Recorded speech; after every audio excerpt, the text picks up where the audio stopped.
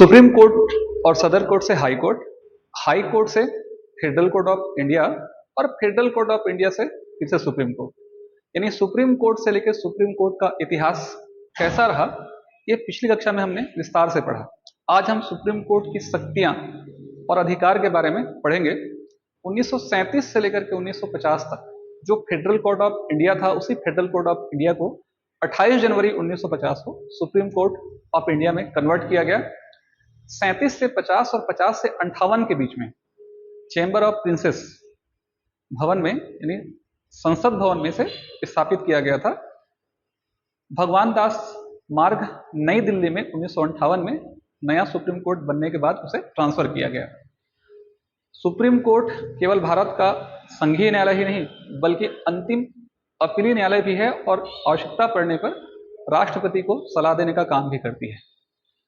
अनुच्छेद 130 के आधार पर सुप्रीम कोर्ट का स्थान नई दिल्ली होगा और राष्ट्रपति के पूर्व अनुमति से अगर मुख्य न्यायाधीश चाहें तो सुप्रीम कोर्ट की एक शाखा नई दिल्ली के अलावा और भी कहीं पर स्थापित किया जा सकता है। आज तक भारत के संवैधानिक इतिहास में केवल 2 बार, एक बार हैदराबाद और एक बार जम्मू कश्मीर में 53-54 के आसपास इनकी एक एक शाखा जो है कुछ समय के लिए स्थापित की गई थी। प्रारंभ में भारतीयों के पास खूब सारी समस्याएं थी और बहुत सारे ऐसे व्यक्ति भी थे जो जम्मू कश्मीर से लेकर के दिल्ली या दक्षिण से लेकर के दिल्ली तक जाने में तकलीफ थी। और भारत का ये अभी राजनीतिक इतिहास आरंभ ही हुआ था, इसलिए केवल एक बार सुप्रीम कोर्ट को इन 2 जगहों पर स्थानांतरित किया गया था। नई दिल्ली में नया निर्णय का काम चल रहा था, उसके अलावा 2 स्थान पर, ठीक है। उसके अलावा कहीं पर भी किसी भी तरीके से शाखा को स्थापित नहीं किया गया है। दक्षिण भारत से बहुत बार मांग उठ रही है कि एक शाखा दक्षिण में भी सुप्रीम कोर्ट की स्थापित की जाए, लेकिन सुप्रीम कोर्ट ने कहा कि हम देश की एकता और अखंडता को बनाए रखना सर्वांगीण है, इसीलिए इस पर फिलहाल ध्यान नहीं दिया जा रहा है। चलिए ठीक है, तो सुप्रीम कोर्ट के बारे में थोड़ा सा हम समझते हैं।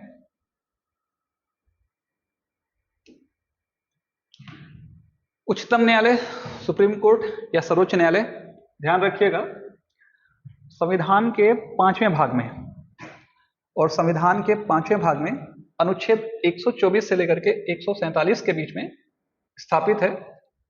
कुछ विशेषताएं हैं इस सुप्रीम कोर्ट की, जैसे कि इकहरी न्यायपालिका, एकीकृत न्यायिक व्यवस्था, दोनों अलग अलग चीजें हैं। इकहरी न्यायपालिका का मतलब है जैसे कि केंद्र के लिए नियम बनाने का अधिकार केंद्र सरकार को है, राज्यों के लिए कानून बनाने का अधिकार राज्य सरकार को है। केंद्र में राष्ट्रपति सर्वप्रमुख है, लेकिन राज्यों में राज्यपाल सर्वप्रमुख है, ठीक है। लेकिन जब न्यायिक व्यवस्था की बात की जाती है तो पूरे देश के लिए इकहरी नागरिकता की बात की गई है। सर्वोच्च स्थान पर सुप्रीम कोर्ट या उच्चतम न्यायालय। और एकीकृत न्यायिक व्यवस्था, इंटीग्रेटेड न्यायिक व्यवस्था। इंटीग्रेटेड यानी एकीकृत का मतलब इंटरकनेक्टेड, जो एक दूसरे से जुड़ा हुआ है। यानी कोई अगर मामला डिस्ट्रिक्ट कोर्ट में चल रहा है, अगर कोई व्यक्ति डिस्ट्रिक्ट कोर्ट के फैसले से संतुष्ट नहीं है तो मामला आगे संभव हो अगर केस बने तो हाई कोर्ट जाएगा, हाई कोर्ट के बाद फिर जाएगा सुप्रीम कोर्ट, और सुप्रीम कोर्ट का फैसला अंतिम और सर्वमान्य होगा, इसलिए अंतिम अपीली न्यायालय कहा जाता है। उसके बाद सुनवाई नहीं होगी। तो यहां पे आप ध्यान रखिएगा, सुप्रीम कोर्ट के लिए एक पिरामिड बनेगा। सबसे ऊपर में सुप्रीम कोर्ट, उसके नीचे में हाई कोर्ट, हाई कोर्ट के नीचे में डिस्ट्रिक्ट कोर्ट, और एक डिस्ट्रिक्ट में अलग अलग कोर्ट हो सकते हैं। मुंसिफ न्यायालय हो सकता है, ठीक है, तहसील न्यायालय हो सकता है, अलग अलग जिला न्यायालय में ही बहुत सारे अलग अलग न्यायालय हो सकते हैं। तो पिरामिड मैंने यहाँ बनाया नहीं। चलिए, स्वतंत्रता और निष्पक्षता के लिए कुछ मानक बिंदु हम पहले पढ़ेंगे, उसके बाद अनुच्छेद 124 की ओर रवाना होंगे। सबसे पहले ध्यान रखिएगा, कार्यकाल निश्चित है, 65 साल की आयु। हाई कोर्ट के जजों की आयु जो है मैक्सिमम आयु है 62 साल, और सुप्रीम कोर्ट के जजों की मैक्सिमम आयु है 65 साल। इस बात को ध्यान रखिएगा कि मिनिमम एज का कोई क्राइटेरिया उच्च न्यायालय और उच्चतम न्यायालय के लिए नहीं है। और जान के आपको बड़ा आश्चर्य होगा, ये चीज अपोजिट है।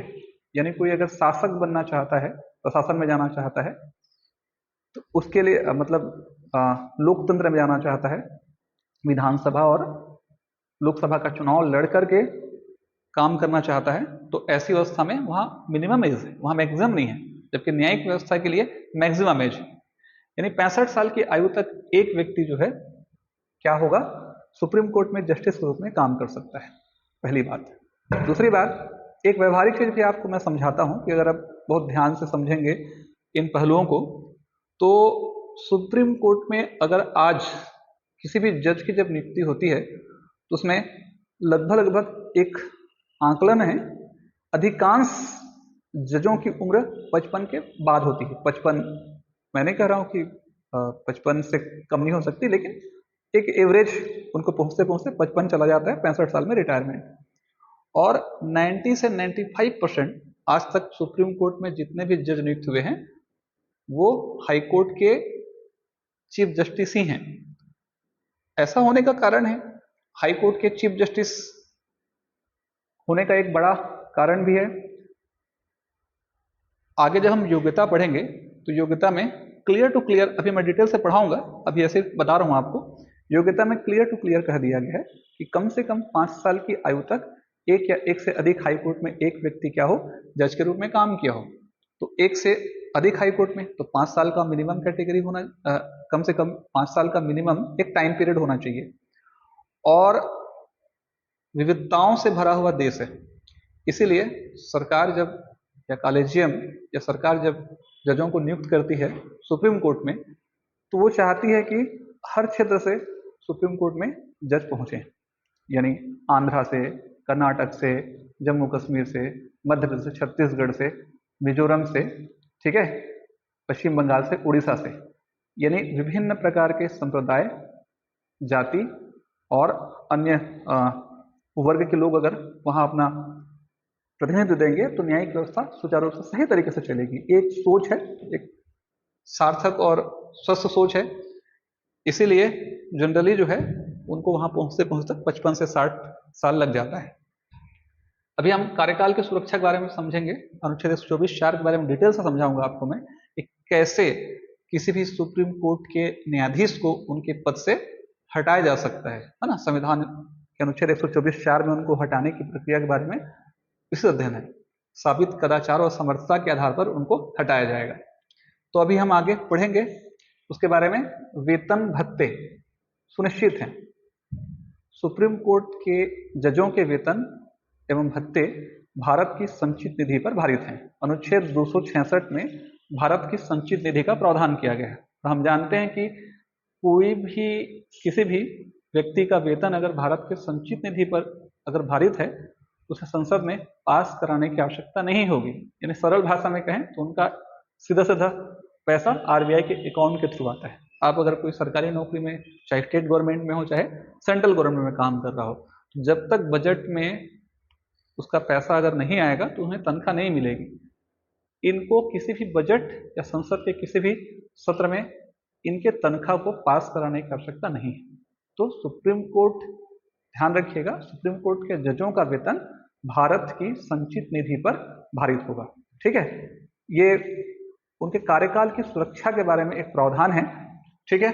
उसके बाद वेतन भत्ते और सुविधाएं बहुत अधिक, अब फिलहाल हर 10 साल में रिव्यू होता है, 2018 के आधार पर इनके वेतन भत्ते जो है, सुप्रीम कोर्ट के मुख्य न्यायाधीश के वेतन 2,80,000 और हाई कोर्ट के सुप्रीम कोर्ट के अदर न्यायाधीश के वेतन 2.5 लाख।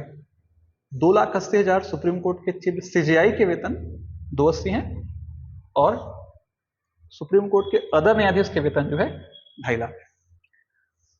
अन्य सुविधाएं हैं, बंगले मिलेंगे, गाड़ी मिलेंगी, सिक्योरिटी मिलेगी, बहुत सारे नौकर चाकर मिलेंगे, लेकिन फिर भी अभी कुछ समय पहले कुछ बात उठ रही थी कि वेतन भत्ते जो है बहुत कम है, ये बढ़ना चाहिए।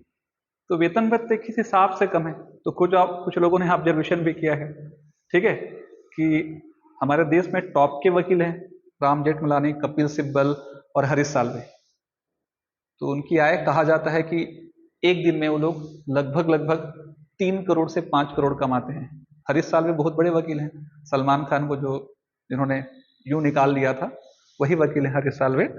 तो कहीं ना कहीं अगर एक व्यक्ति की, एक वकील का तनख्वाह अगर करोड़ों में है, तो उस हिसाब से सुप्रीम कोर्ट के जज का वेतन तो उस हिसाब से कम होना चाहिए। खैर वे हमारा मसला नहीं है, लेकिन एक व्यवहारिक चीज, एक जानकारी की बात बता रहा हूं मैं, तो ध्यान रखिएगा इस चीज को। ठीक है, चलिए अनुच्छेद 124 एक, उच्चतम न्यायालय की स्थापना और गठन। संविधान के 5वें भाग में 124 से लेकर 147 के बीच में सुप्रीम कोर्ट की स्थापना की गई है। अनुच्छेद 124 एक ये कहता है कि भारत का एक उच्चतम न्यायालय होगा जो एक मुख्य न्यायाधीश और 7, यहां ध्यान रखिएगा, हाँ 7 है, और 7 अन्य न्यायाधीशों से मिलकर बनेगा। यानी मूल संविधान में जजों की कुल संख्या 8 बताई गई है। और आगे आप ध्यान से समझेंगे इस चीज को कि 1956 के अधिनियम का प्रयोग करके, है ना, 1956 में संसदीय विधि, इस बात को भी आपको ध्यान रखना पड़ेगा। संसदीय विधि, संसद को अधिकार दिया गया है, संसद अपने उन अधिकारों का प्रयोग करके जजों की संख्या को बढ़ा सकता है। लेकिन जब जजों की संख्या को बढ़ाई जाती है तो संविधान संशोधन नहीं होगा। केवल इसी की बात नहीं कर रहा हूं मैं, जजों की संख्या से मेरा मतलब नहीं है। संसद को सुचारू रूप से चलाने के लिए या इस पूरे देश की व्यवस्था को सुचारू रूप से चलाने के लिए संसद को और बहुत सारे नियुक्ति या संघ या अन्य चीजों को करने का अधिकार दिया गया है। तो कोई भी पार्ट अगर संसदीय विधि से अगर बनता है तो संविधान संशोधन नहीं होगा, वो अनुच्छेद 368 का विषय नहीं होगा, बल्कि वो क्या होगा, साधारण कानून से पास होगा। तो साधारण कानून का प्रयोग करके संसद जो है जजों की संख्या में बढ़ोतरी कर सकता है। और उसी विधि का प्रयोग करके 2019 में फिलहाल अभी जजों की संख्या 33+1 यानी मुख्य न्यायाधीश को मिला करके अधिकतम जजों की संख्या 34 हो सकती है वर्तमान में। इस बात को ध्यान में रखिएगा। ठीक है, आगे बढ़ेंगे हम।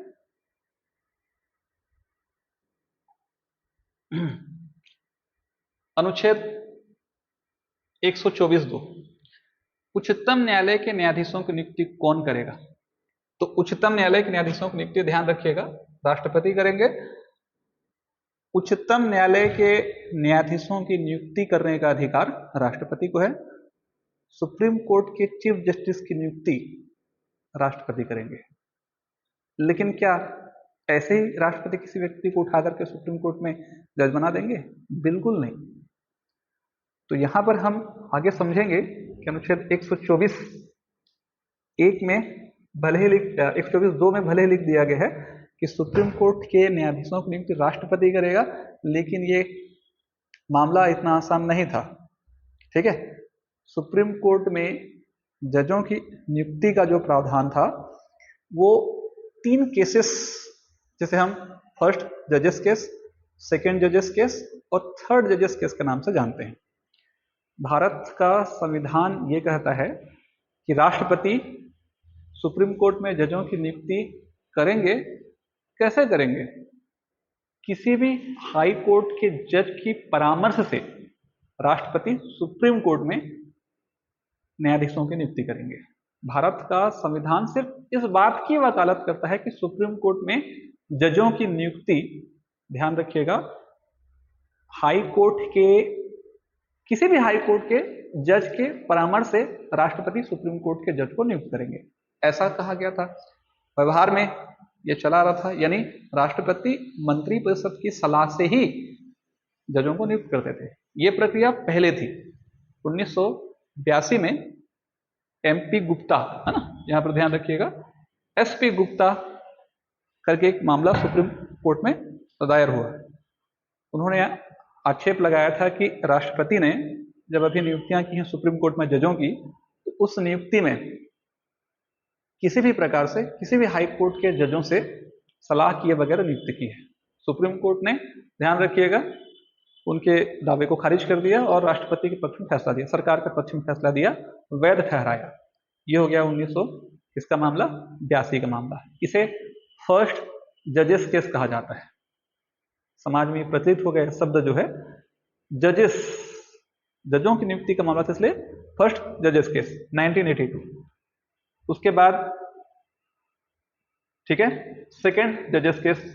तो सेकेंड जजेस केस एक्चुअल में क्या था, ये मामला 1989 से चल रहा था और 1993 में चला गया। 1989 में सरकार बार बार बदल रही थी, सरकार में स्थायित्व नहीं था। अब ये एक बहुत प्रसिद्ध उक्ति है, आप जानते भी होंगे कि जब सरकार मजबूत होती है तो न्यायपालिका कमजोर होती है, न्यायपालिका मजबूत होती है तो सरकार कमजोर होती है। ये शब्द जो है फिलहाल अभी लागू नहीं है, अभी सरकार भी मजबूत है, न्यायपालिका मजबूत है, स्वतंत्र तरीके से काम कर रही है। पहले ऐसी परिस्थितियां उत्पन्न हुई है, संविधानविदों का मानना है कि अगर सरकार मजबूत है, अगर सरकार कमजोर है तो वहां न्यायपालिका मजबूत हो जाती है, न्यायपालिका मजबूत है तो सरकार कमजोर हो जाती है। ये व्यवस्था पहले थी। 1993 में एडवोकेट्स ऑन रिकॉर्ड, वहां पर सुप्रीम कोर्ट में जो बार एसोसिएशन है, वकील संघ, उनमें बहुत सारे संस्थाएं हैं, उनमें से एक संस्था ने सुप्रीम कोर्ट में एक वाद दायर किया। सरकार को मतलब जो वाद दायर किया गया था, उस वाद में ये ऑब्जेक्शन लगाया था कि सरकार जो है क्या कर रही है, पैसे लेकर के अपने व्यक्तियों को क्या कर रही है, वो नियुक्त कर रही है, अपने व्यक्तियों को वो क्या कर रही है, शामिल कर रही है। तो ऐसी अवस्था में सुप्रीम कोर्ट ने पहली बार एक फैसला दिया, ये 93 में फैसला आया, जिसे हम सेकेंड जजेस केस कहते हैं। और जो सेकेंड जजेस केस था, उस सेकेंड जजेस केस में एक फैसला आया कि अब सुप्रीम कोर्ट में जजों की जो नियुक्ति होगी वो एक कॉलेजियम करेगा। कॉलेजियम का मतलब ये हुआ कि सुप्रीम कोर्ट में सुप्रीम कोर्ट के चीफ जस्टिस और 2 वरिष्ठतम न्यायाधीश ही किसी व्यक्ति को सुप्रीम कोर्ट में जज के रूप में नियुक्त कर सकते हैं। यानी पूरी तरह से आप ये कह सकते हैं कि सुप्रीम कोर्ट में जजों की नियुक्ति का जो प्रावधान है जजों के ऊपर ही आ गया। और केवल ये इंडिया नहीं बल्कि वर्ल्ड का सिर्फ एकमात्र ऐसी व्यवस्था है जिसमें भारत में जजों की नियुक्ति जज ही करते हैं। दुनिया के किसी भी देश में ऐसी व्यवस्था नहीं है। इस पर आरोप भी लगाया जाता है और कुछ लोग तो कहते भी हैं कि आज जज बनना आसान हो गया। जजों के मतलब भतीजेवाद, भतीजे, साले, भाई वगैरह बहुत सारे लोग आज ऐसे हैं तो वही जज हैं, बेटे वगैरह वही जज बन जाते हैं। खैर वो हमारा कंट्रोवर्सी वाला विषय नहीं है। आप ये समझ लीजिए, सेकेंड जजेस केस 1993 में ये व्यवस्था बना दी गई थी कि जजों की नियुक्ति कौन करेगा। सुप्रीम कोर्ट में किसी भी जज की नियुक्ति एक कॉलेजियम करेगी। कॉलेजियम मतलब मंडली। उस मंडली में 3 सदस्य होंगे, सुप्रीम कोर्ट का चीफ जस्टिस और 2 वरिष्ठतम जज। सुप्रीम कोर्ट का चीफ जस्टिस की सहमति अनिवार्य और अन्य 2 की सहमति अनिवार्य, यानी मेजोरिटी के हिसाब से होगा। अगर सुप्रीम कोर्ट का चीफ जस्टिस सहमत नहीं है किसी एक व्यक्ति के जज बनने पर सुप्रीम कोर्ट में, तो व्यक्ति सुप्रीम कोर्ट में जज के रूप में नियुक्त नहीं हो पाएगा। उन दोनों में से एक सहमत है, एक नहीं, तो नियुक्ति नहीं हो पाएगी। उसके बाद अब इस व्यवस्था में एक प्रावधान ये था कि अगर पैनल, कॉलेजियम राष्ट्रपति के पास सेलेक्ट करके नाम भेजता है तो क्या राष्ट्रपति उसको एक बार पुनर्विचार के लिए वापस भेज सकते हैं। इस चीज को अनुच्छेद 143 में राष्ट्रपति को सलाह देने की बात रखी गई है। राष्ट्रपति ने अपनी शक्ति का प्रयोग किया और सुप्रीम कोर्ट से सलाह मांगा कि क्या कॉलेजियम के द्वारा दिए गए इस व्यवस्था में हम एक बार रिवाइंड कर सकते हैं। जैसे मान लीजिए कि 5 नाम गए और सुप्रीम कोर्ट ने केवल 3 पर सहमति बताई और सरकार चाह रही कि उन 2 लोगों की भी नियुक्ति हो, तो पुनः विचार करने का प्रावधान है क्या, सुप्रीम कोर्ट से पूछा गया राष्ट्रपति के थ्रू। तो सुप्रीम कोर्ट ने कहा कि हम एक बार पुनर्विचार कर सकते हैं, लेकिन पुनर्विचार के बाद सुप्रीम कोर्ट जो सजेशन देगा उसे क्या माना जाएगा, अथेंटिक माना जाएगा। और वहीं पर सुप्रीम कोर्ट ने इसी में अपने फैसले को थोड़ा सा और इंक्रीज किया और जो कॉलेजियम में जो 2 जज थे सीनियर जज, उनमें जजों की संख्या को 4 कर दी गई। यानी सुप्रीम कोर्ट का चीफ जस्टिस और 4 सीनियर मोस्ट जस्टिस, यही आज के डेट में सुप्रीम कोर्ट में जजों को नियुक्त करते हैं। यानी सरल भाषा में कहा जाए, उन 4 में से 3 जो वरिष्ठतम न्यायाधीश होंगे उनकी सहमति अनिवार्य। अगर 3 कम से कम सहमत हो जाते हैं लेकिन सुप्रीम कोर्ट का चीफ जस्टिस सहमत नहीं है तो व्यक्ति सुप्रीम कोर्ट में जज नहीं बन सकता। क्योंकि इस वाले हिस्से को किसी ने वाद के तौर पर सुप्रीम कोर्ट में दायर नहीं किया था, लेकिन उसके बावजूद केवल ये प्रसिद्ध हो चुका था समाज में, इसीलिए इसे थर्ड जजेस केस भी कहा गया। तो वर्तमान व्यवस्था यही है, सुप्रीम कोर्ट में जजों की नियुक्ति का प्रावधान, इसे ही थर्ड जजेस केस कहा जाता है, या इसे क्या कहा जाता है, कॉलेजियम व्यवस्था कहा जाता है। ठीक है, तो उम्मीद है कि ये क्लास आपको पसंद आया होगा। इस श्रृंखला को हम जरूर जारी रखेंगे।